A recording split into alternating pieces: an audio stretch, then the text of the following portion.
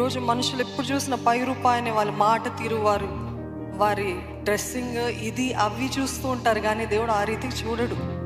నీ మనసు ఎట్లా ఉంది? మెత్తగుందా? టెండర్గా ఉందా? ఒక ముద్దలాగుందా? గట్టిగా అయిపోయిందా? గట్టి అయిపోయిన రాయిలాగా అయిపోయిన గుండెల్ని దేవుడు ఏ రీతి వాడుకోలేడు.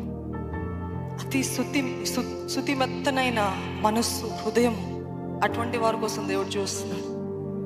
ఈరోజు మీరు అనుకోవచ్చు, నా వల్ల ఏమైనా ప్రయోజనం ఉంటుందా? నాకు ఏం తెలియదు, నేను ఇప్పుడే కదా రక్షించబడ్డాను, ఇప్పుడే కదా దేవుడు నన్ను పిలుచుకున్నాడు అని అంటే, నత్తివాడైన మోషేని వాడుకున్నాడండి. హల్లెలూయా.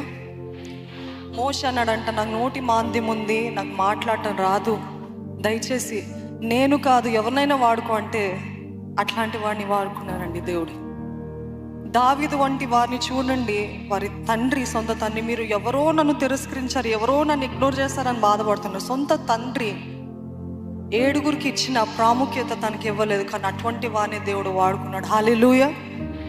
ఈరోజు మనుషుల చేత తిరస్కరించబడచ్చు, త్రోసివేయబడచ్చు, అందరూ కూడా మీ గురించి గేలి చేయొచ్చు, కానీ మిమ్మల్ని దేవుడు చూస్తున్నాడు. మీ హృదయం ఆయన ముందు సరిగ్గుందా?